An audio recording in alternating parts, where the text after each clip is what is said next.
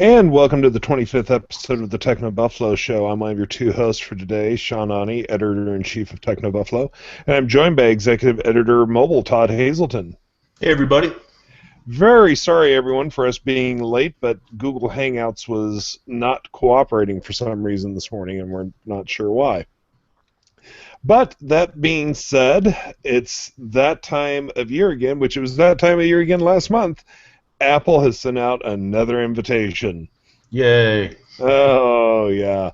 So, at this point, look, we know it's going to be the iPad, without question. I'm also guessing iPad. Do you think there will be a refresh to the iPad mini this year? I feel like they might as well, right? Like, if they're adding Touch ID and they're adding the A8 processor, 88X, whatever they go with, they might as well just add in, refresh that too. I don't see why they wouldn't, but it's, maybe not, because we haven't seen anything like coming from the supply chain. Not that I've noticed. Yeah, there hasn't really been that much talk about it. Also, of course, rumors of new iMacs, which seem pretty definite at this point. I would also guess we'll hear the release date for OS X Yosemite. Right. Beyond that, and Roy asked me this yesterday, do you think there's going to be any update to the iPods? No, I don't think so. But maybe. I don't know. I saw some people analyzing the invite, and it showed, excuse me, everyone, I have a terrible sore throat. I was in meetings all week. People probably getting sick. They were analyzing the invite as usual, and there were colors in it, and so people were like, well, what do the colors mean? Does that mean they're bringing back, colored Macs or something? And if that's the case, then I'm guessing maybe, yeah, the iPods, but I don't think so. I'm just going to sit here and shake my head. It was just rainbow colors. Anyway, and the iPhone invite really didn't tell us anything. Yes, in the past, some invites have told us things, but I don't think this one tells us anything. Yeah. But I don't know. It's going to be interesting. It's always interesting. I do get excited for new iPads, but I'm just like, Touch ID's not just going to make me run out and get one. I know, yeah. It's not. I don't think there's enough for me to upgrade my Mini, which is still rocking and rolling. One thing, though, that I think is interesting that people were talking about is possibly adding NFC. And people were like, well, but here's where I think people are getting confused. They're thinking, why would I ever use my tablet for mobile payments? But you have to think about it the other way around. What if you're using your phone to buy something from someone using an iPad, so they're accepting payments? Which to me seems plausible. I have a farmer's market outside a couple times a week and they accept Square, but what if you just tap your iPhone to the iPad? I think that's the way it could potentially work, like reverse. And oddly enough, just as you started to discuss that, Sean the Man 34 asked, will the new iPad have NFC? Also, and this puzzles me as well, also, why is Apple holding the event on a Thursday? Normally they do Tuesday. And believe me, Sean the Man, that was one of the big reasons I was not a big believer in the 16th rumor. Because it is almost always on a Tuesday. I'm not sure why they chose a Thursday this time. Yeah, me neither. It's interesting. Yeah, now what is interesting is that had been also a potential rumored date for Android L, but I don't think that's why Apple did this. Yeah, I've heard that too from several people that Google was going to have a conference on the same day or some announcements. Boy, that would be a crazy day for everybody. That would be the day I would just go hide under my desk. Right. Which actually, oddly enough, everyone, I will be in Irvine next week. That had been planned for some time, so this will be the first time I've been in Irvine for an Apple event, so that's going to be interesting. I'm not going to have my 4 screens and everything else. I'm going to have to punt and work like a normal person. Speaking of a quick house cleaning comment, there will be no show next week because I will be in Irvine, and it's just very difficult for me to record while I'm out there because John has this crazy idea. If I'm in town, we actually have to work on things. But oh, that silly man. But no, it's going to be interesting. And we've got another question here from Sean the Man. Will Macs receive Touch ID? No, I mean, well, that would require a special keyboard, and that's the only reason I'm kind of. Yeah, I don't know if I see that. Unless they It turn. kind of makes sense, I guess, but I don't know. I'm sitting here on an iMac right now. What if they turn the Apple logo into the Touch ID? And anytime you wanted to make a payment, you have to touch your thumb to the Apple logo. Yeah. Yeah, I don't think that's going to happen. But you never know, though. But no, it's going to be an interesting week. And I think we should. We've got a question here about the announcements from this week from David Nunes. Do you think? Do you think the HTC Eye is a niche product or a sign of what future HTC products will look like, such as the Galaxy Alpha was to the Note 4 with its design language? Well, we have to remember that the HTC is actually called the HTC Desire Eye, and so it's a member of the Desire family of devices, which typically use plastic. I think, yeah, that design language will probably carry over to new ones. But what do I have? I think I have the Desire 816 floating around here somewhere. But you know, the design language wasn't so different there either. The Desire 816, the 820, you have that plastic. In this case, it's matte, not shiny, which I actually like better. I hope they start to carry over the water resistance, which they did with the Butterfly too. Also, but no, I don't think that this is what's to come or a niche product. I mean, yes, the Eye itself is, and I don't know if there's going to be another Eye smartphone, but the language won't be carried over to the One family, which is, you know, right now primarily metal and stuff like that. So I think in terms of the way Samsung's doing it with the Alpha and the Note 4, they basically added metal because people were like, hey, come on, use some metal. And they honestly told me that, you know, Note 4 has metal in it because that's what customers were asking for. So I think that's why you see the design language there. And then with HTC, it's just two different product families. Did you see that somebody's already been putting a Note 4 to a bin test? No. Yeah. Stop it. I know. That's going to be the new thing. Everyone's going to, instead of doing the drop tests, everyone's going to do bin tests. Oh, jeez, yeah. Because it's so scientific to sit there and go, it's stupid. Yeah, it's... Anyway. No, as Todd was saying, no, I think the Desire Eye is part of the Desire line. It's not an indication of what we'll see in the mainline phones, like the ones and so on. I think HTC's done a really good job of delineating between its different families. Mm-hmm. And never shall the two mix. From Henrique Luro, about the Nexus 6, when do you think it is going to come out? Price? It sounds like it might be coming soon. I don't know. It seems like if Google really is going to do something on October 16th, I wouldn't be surprised to see it in stores shortly after that.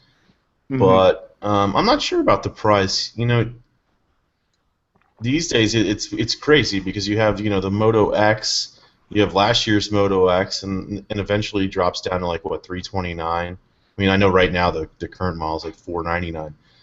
My guess is it's going to float around that price or more. I mean, if you look at the Moto X and that's $499, and the Nexus 6 is supposed to have better specs, well then my guess is it has to be more expensive. But who knows? Yeah, I'm not sure. Cheap, I think, is the answer. Yeah, I was playing with my Nexus 7 today, and I keep looking at all these rumors about the Nexus 9, which, you know, we still have no clue if it's real or not. But I just, for the life of me, I cannot figure out why they would want to get rid of that 7-inch form factor. They were leading the 7-inch form factor category. I know, I loved that. I know. I still love my Nexus 7. I don't know. Got to thinking about it since we were talking about Nexuses. I can't understand why, if the Nexus 9 is real, if that's, you know, why they're going to change that. Mm-hmm. Maybe there's been a secret we haven't heard, and there's another Nexus 7, but I'm not holding my breath for that. Yeah, I feel like that's not going to happen. No, unfortunately not. This is an interesting question. Speaking of Google, from Sean the Man 34, is Google Glass dead? I was actually just talking to somebody about that yesterday, because we were at the HTC press event, and I saw a couple pairs of Google Glass, but it seemed like in the past, like a lot of geeks, like most of them were wearing Google Glass, and now we haven't heard any update. You know, back in June for Google I/O, we didn't hear anything from Google on the Glass front, and it seems like people aren't as crazy about it anymore, walking around with it on their heads. I don't think it's dead. I don't know what's going on with it. Like Google's obviously moving forward with the prescription lenses they added and what they call it, the Platinum Edition or something, earlier this year. I hope that if it's dead, it just means that this model's dead and that there's a better looking one coming. But who knows? Yeah, I mean, I think that's been one of the big issues. Oh, speaking of better looking things, you were out yesterday, so I'm not sure you caught this story. Did you see about the card called Plastic? I did see that. How it's going to compete with Card, right? I'm not sure. What's it called? Would be the right word. I think everything Coin got wrong, Plastic did right.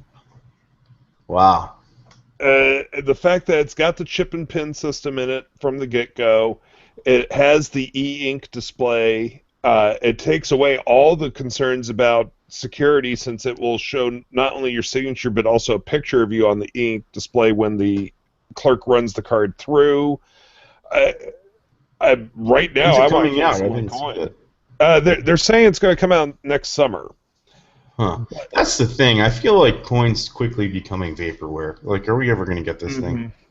I wrote up the story about Plastic, and I really debated calling it vaporware. I really did, and I'm giving the benefit of the doubt for right now.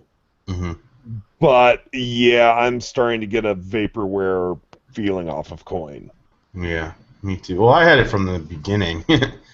When we were talking to the company, and it didn't seem like they knew, their go-to-market strategy. They didn't know if they were going to have retailers. They didn't have anything. Well, what the heck kind of planning did you do? Yeah, you and I pre-ordered immediately, and then you had the interview with them. After you did that interview, I was like, it was like being in an episode of Arrested Development. Go, I've made a horrible mistake. Yeah, exactly. Yeah, that I don't know. I don't know what's ever going to happen with Coin, and it sure as heck makes me dubious about going ahead and plunking down for a pre-order on Plastic. Oh yeah, I'm not pre-ordering anything else. But at the same time, I'm also going, okay, now wait a minute. With what Apple's done with Touch ID and Apple Pay, are we even going to need a physical card like this? Right. That's the other question. Yeah, I mean, there's a lot of questions right now in the payment space. And believe me, especially since Plastic says it will also handle loyalty cards. I'm like, yes. As you well know, Todd, I am the king of loyalty points. Yep. Can't argue with them, though. That's how I get business class on international flights. Because I wouldn't pay for it. But no, it was interesting to see that come out. I was like, I think I'll wait on this one. Yeah. Since I'm already locked in with Coin. Yay. November, that's next month. I think that's when they told me they were going to ship it. So. Yeah, but now I'm hearing that maybe spring. Even for the beta testers? I'm starting to hear rumors of that. Oh, if that happens, can I cancel my order? I know. From Sean the Man 34, will TechnoBuffalo be getting the new GoPros to review? I don't know if we've actually discussed that yet or not. That would be more of an Irvine question. Yeah, those are the guys that would do it probably, but I'm sure we can if there's demand to check them out. I just looked over at my Twitter feed. This is a totally unrelated topic. But from the Hollywood Reporter, Archie Comics announces Archie meets Predator for spring 2015. What? So is it a one-panel comic? Yeah. Archie and Predator. Archie dies. having worked in the comic book field, even I have to go, really?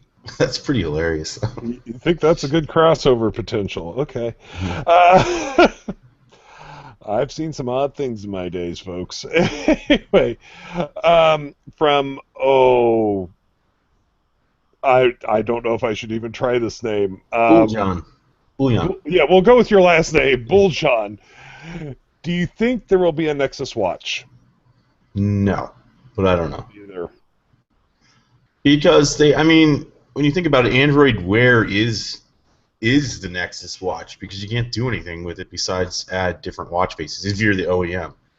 So it is a bare bones system, and I don't know that Google would then make it and say, "Oh, guys, this is what you're supposed to do with it," and like kind of kick its partners in the shins. But I don't know.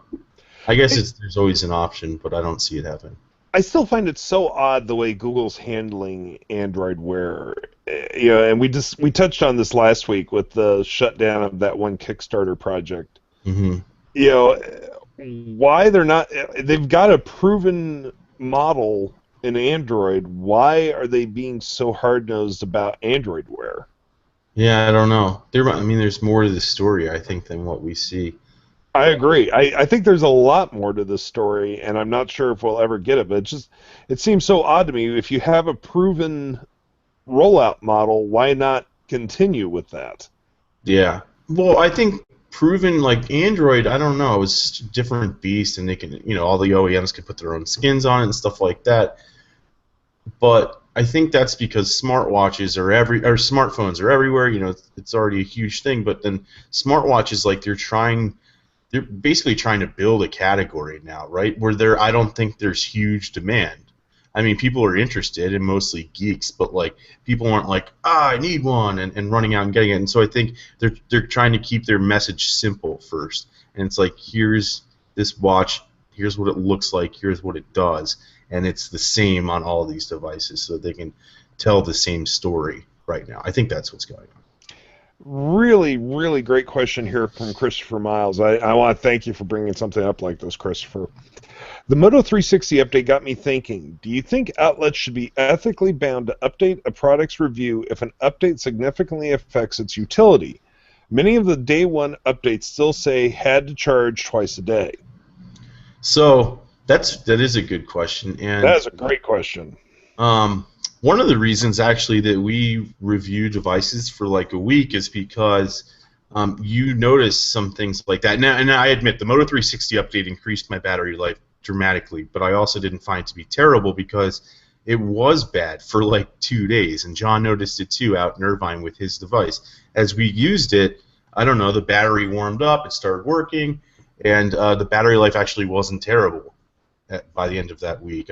And so I think outlets that are reviewing it quickly and don't find out these things, within a testing period, yes, should update the review. As a matter of fact, we could probably add something to ours is saying like, yes, the battery life's improved now with an update, but at some point we would just be updating all the time, and we have to draw a line. And I think that in our review we were fair enough by saying, the battery life wasn't terrible as people were saying. Right. But yeah, I think if And that's the whole reason we have the disclaimers at the end of each review, because, for instance, we're wrapping up our iPhone 6 review right now, and we know we're pretty much the last people to the table with it. And that's not because we work slowly. That's because that's how we test a product. We don't feel a lot of these people a lot of other sites out there rush to judgment. They want to be the first one out of the gate. They want to get that review up. And the Moto 360 has been a perfect example of why we don't do that, because both Todd and John said as their first week progressed, the battery got better. It was learning. It was figuring out the best cycles. And I think that, it's hard because, like, for instance, the battery life on my 5S was far worse 6 months after I was using the phone than when I started. Right. Would we go back after 6 months and update a review to say, hey, the battery life's not as good as we first thought? Yeah, and like that's hard because then Apple might issue an update and then it's normal again. You can't just keep Yeah, going back and forth. So yeah. that's why we just try to test for as long as we can. And Hmm. usually in real world scenarios, I know and I respect a lot of the sites that do like the video rundown tests and stuff like that because it does give you a benchmark. But it's also, I think, the way we look at it too, and the way we want to tell the message is like, do you want to buy this or not, and how does it actually perform in your life? Like, for me, saying the Moto 360 lasts 3 hours and 14 minutes playing video, and I can't even play video, but I'm just using an example. Yeah. And like the G Watch R lasts 4 hours during the same test. Like I don't know what that's telling me, and I think that as we use these products for like a week, then you kind of get you can just tell the message to readers a little more easily. Well, and that's why we don't ever do rundown tests because those aren't real world scenarios. I mean, who takes their phone off a charger and immediately starts watching videos for 10 hours nonstop? Right. Right. Nobody. Yeah. Nobody It's does. like, does it last or does it not last? Like, that's kind of the way we like to look at it.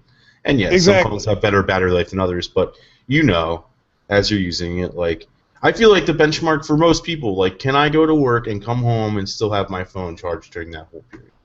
Can it do that? Yes or no? And like, that's what I don't care if it plays videos for 2.5 hours or whatever.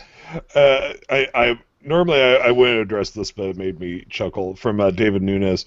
When you say other publishers rush reviews, you guys are so talking about The Verge. Admit it. Honestly, David, I can honestly tell you I was not having any one particular site in mind when I said that. Yeah, no, and actually, we more frequently than people might think, we're often a lot of the sites are in the same briefings, have the same embargoes, do have the sort of same testing period. So I know while people are throwing accusations all over the board that somebody might review something quicker, oftentimes you do get it a couple days ahead of time. Mm-hmm. In any case, so yeah, Yeah, I I'm mean, not naming any sites. It's just like in general, like I'm not even consumers on Twitter, like the Moto 360 battery life sucks. And it's like, well, it's been out for a day. Give it time. I'm not well, saying yeah, and like speaking in instance for the gaming department, I can't reveal which game it is, but Joey is going to be able to get the review out for a specific game at the embargo time because they're giving him the game 3 weeks early, which is like unheard of yeah. that he's getting it that early. So he'll have had plenty of time in that 3 week period, to test it out. Hmm. But no, I can promise you, David, we were not speaking specifically of The Verge. It's a problem that is prevalent throughout the industry, unfortunately. Speaking of, did you get a chance to watch John's video from last night? The Rettinger's rants? I did. Yes, I watched that last night. Yeah, I jumped into the comments and it just made me laugh because they the comments were basically Really? exactly what John was saying. Don't do. But like, I think that this kind of plays into the whole thing. All of us here at TechnoBuffalo do reviews. I don't think gaming gets it quite as bad as mobile does, but mobile in particular gets it badly. And just as the editor in chief, I want to take a moment and say that I completely agree with everything John said. We're going to like aspects of a phone, we're going to dislike aspects of a phone. None of those comments are saying that we are a fanboy of that operating system. And Todd and I don't know how many times now on this show we've gone over just the devices on our desk. And unlike Todd, I buy my devices because we only get sent one review unit, so not everyone in TechnoBuffalo I can buy have. a lot of them too, though. Yeah, Nexus 5, yes, OnePlus One, the iPhone, yep. You buy a lot of them too, and some so Windows phones. I'm sitting here at a desk with two Android phones, an iPhone, an iPad, a Nexus 7, an HP Touchpad. There's one over here in the corner, and it's charged up. Uh, so, to call us fanboys, and I've said this time and time again, and everyone always, there's inevitably somebody that calls me a liar. We're just Liar. fans of technology. Oh, I know. Todd, you call me a liar every day. I was trying not to name names. Now, of course, I do now have a big Android figure that some of you have spotted sitting behind me. That's Yeah, just because I think it's Fanboy. adorable. Uh, You know what's funny though? Like I think we went over this, but in the iPhone 6 Plus review, people were like, "You're an Apple shill. You love Apple," and then other people, like in the same comments section, were like, "This is clearly biased against Apple." And I'm like, I guess you could read this either way, which is the point, right? Like, the comments on I that must have hit killed dead me. middle, which is Oh, where you want to be. I totally forgot I was going to introduce you this week as Todd Hazelpimp. Hazelpimp, yeah, that's right. I got Todd Hazelpimp. Roy just IM'd me and said Todd buys way too many gadgets. I know that's what he sent me too. I know it we is won't my problem. we won't discuss one particular story I know Roy and I are both thinking about. Yeah. Well, the result of it's right here. And I'm holding an iPad. Oh, I'm not going to go into that story. Anyway, so anyway, guys, yes, I know it's very easy to sit back, but at the end of the day, and I said this in the comments on John's video today, if you find a operating system works for you, awesome. We are all for that. But you also have to remember that there might be something about the other operating system that just works better for somebody else. Mm-hmm. My best friend works in the enterprise tech support industry, and she really would like to personally switch to Android, and she called me and talked to me about it. She's currently on an iPhone. Mm-hmm. And I'll tell the story bluntly. I told her to stay with iPhone because that is what about 90% of what her customers use. So I felt to better serve her customers, she needed to stay with iOS because she needs to be able to speak to them. Mm-hmm. If they say they're having a problem with such and such, she needs to have a device in her hand that she can jump there. Right. But at the same time, I was like, go buy a cheapo Android phone. Yeah, test it out. You can pick up a Moto G and be able to talk Android with her customers as well. Right. So it all comes down to what best serves your needs. And, just because we don't like a phone as much as you do, that doesn't mean your phone's not great for you. Mm-hmm. I'll jump off my soapbox now and move along. I wanted to echo John's comments because we see it every day, and we try not to be biased, and I don't feel that we're biased. And inevitably, and there's one commenter in particular who I'm not going to say his name and give him the pleasure, will inevitably walk into a comment thread and say how we claim to not be biased, but we are. Right. Anyway, moving on. From JCSBTV. Great show, guys. Thank you. Do you think we will see an ultra-thin 4K Apple Thunderbolt display, as Apple did not release one alongside the redesigned Mac Pro? Got me. We've heard a lot of rumors about a 4K display from Apple, but it's been very sporadic in how often we hear about it. Mm-hmm. Yeah, I really don't know. I don't know. I wish we could tell you. I think they will update the cinema displays at some point, but will it be 4K? My gut feeling would be is if they do update the cinema display, I mean, it's Apple. They'll go for whatever the latest greatest technology is, and everyone will go, "Wow, I wish I could afford that." Right. Yeah. So it seems natural that they would be 4K, Retina, or whatever they plan to. Well, yeah, and it's like, I have an iMac sitting here, and I have a monitor on each side. Believe me, they're not cinema displays. Mm-hmm. They're whatever was on sale that day at Amazon that I needed another display. Yeah, my displays are like Insignia, Hans G, super cheap. Both of them are Dells, but they were what was on sale. So it was definitely not a... I want that huge widescreen Toshiba that we saw at CES. Oh, I know. From David Nunez, long live the HP Touchpad. I agree, David, and here, I will prove to everyone right here. There it is. HP Touchpad. I'm not kidding. It's sitting over there on my desk. That I is a gotta good go to the device. Dallas airport this weekend. If I'm in Terminal D, I will run by and see if that HP Touchpad ad is still in that Oh, airport you gotta lounge. take a picture of it.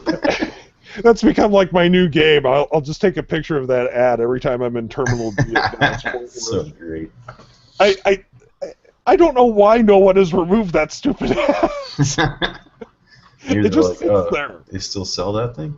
I know. I kind of wanted to, do them the favor, but I'm like, no. Now this is my game when I'm in the Dallas Fort Right. Worth airport.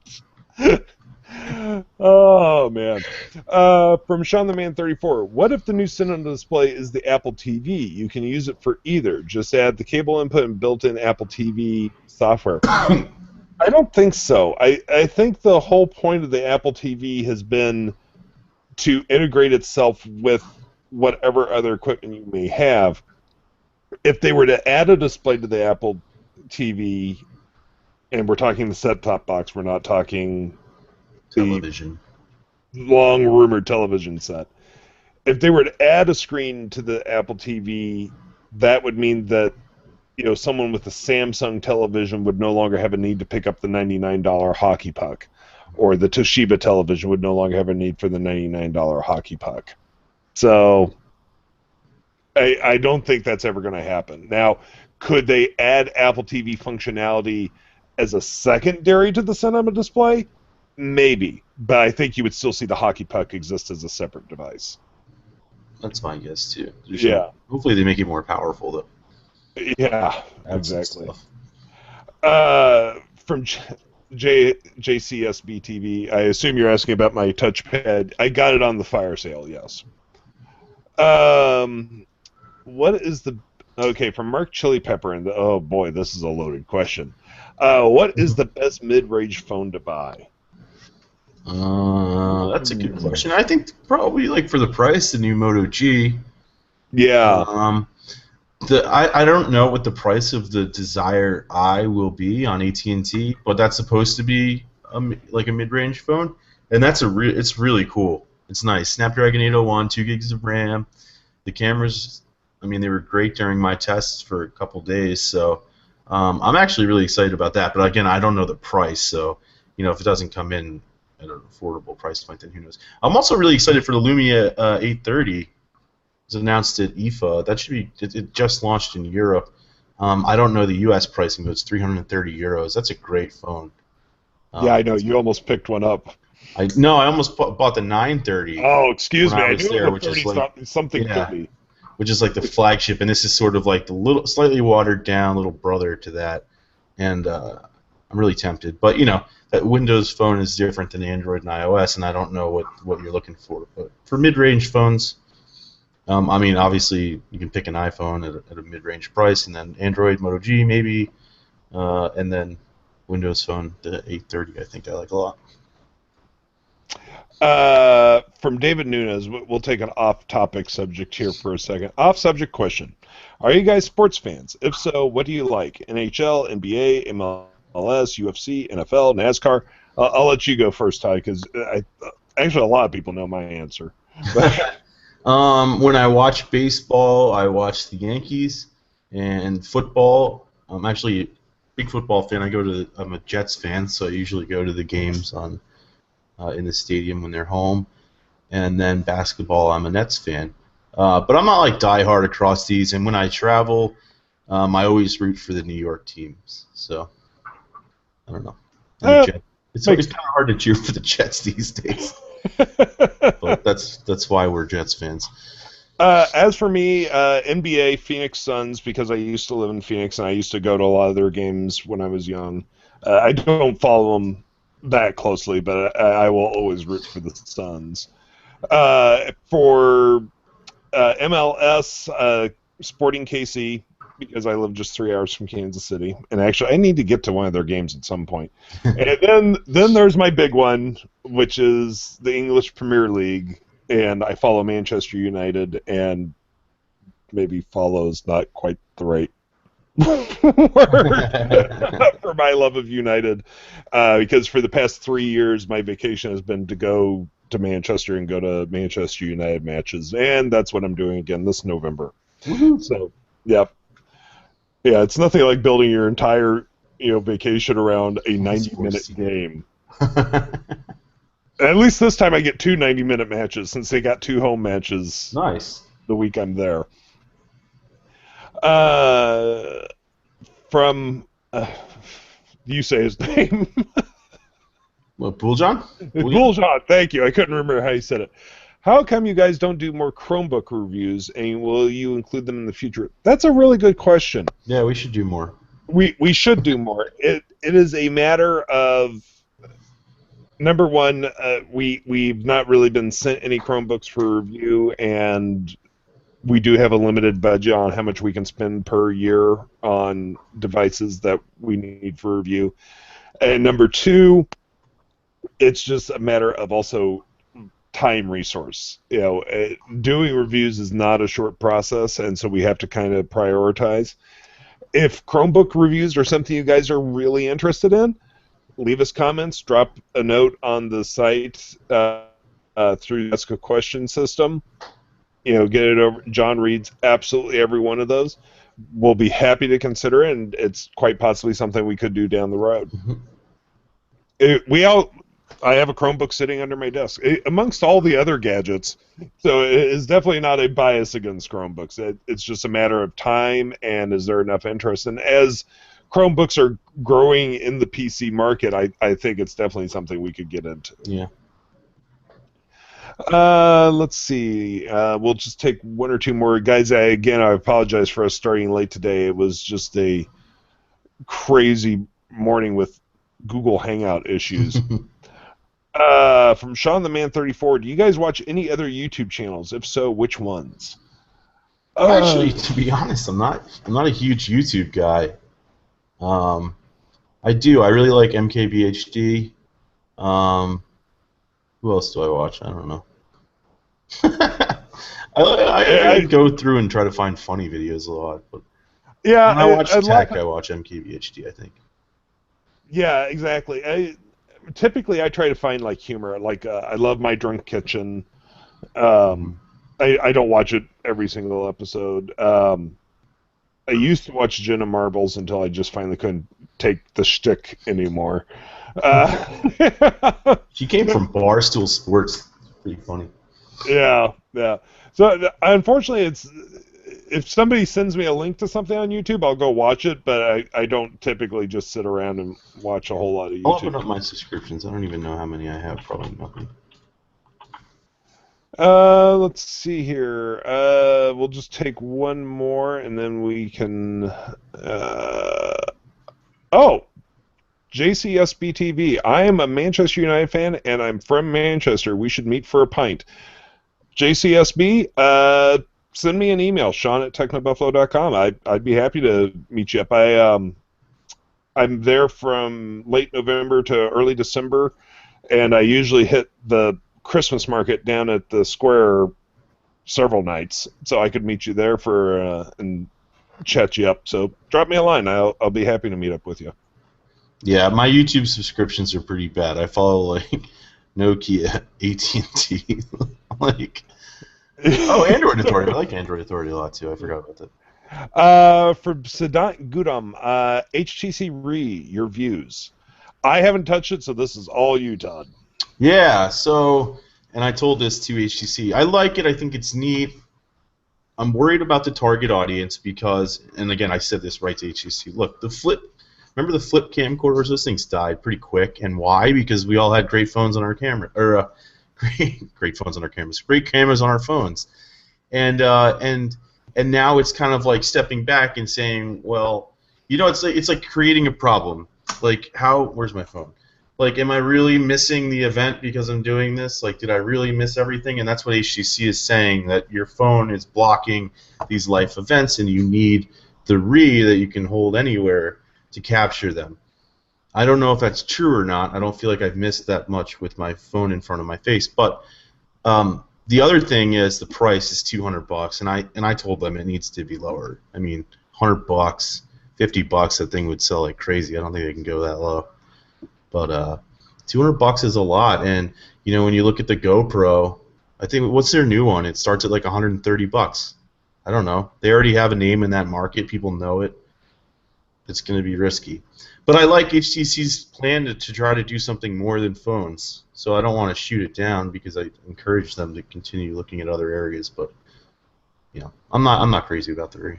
When I saw the headband for it, I just was like, every person that wants to role play aliens, colonial marines, is going to buy a Re. Camera the colonial marine or on the side of the bed. But I want to spend more time with it, right? Like I didn't. Of course. So I'm not making a final judgment. From Matthew, yes, thank you. We will call you Matthew from now on, so that I don't make faces on the show.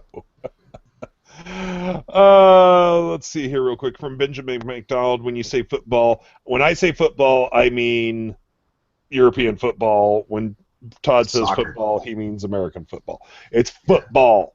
NFL. Hey, how often in American football do their feet actually touch the ball? All the time. Punting, extra point. I don't know what it is. Brute force ball.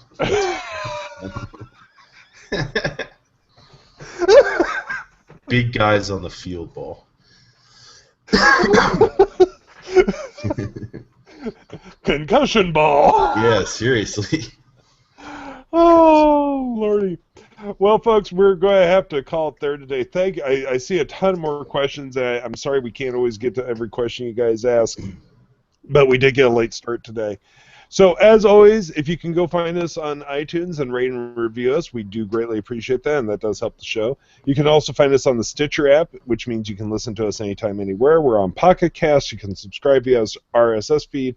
Basically, anywhere there's podcasts, you can find the TechnoBuffalo show. For this episode, I've been Sean Ani. I'm the editor-in-chief of TechnoBuffalo. I've been joined by executive editor of Mobile, Todd Hazelton. Bye, everybody. And just a reminder, we will not be here next week, but we'll be back in 2 weeks, so we'll see you then. Till then, take it easy. Bye-bye.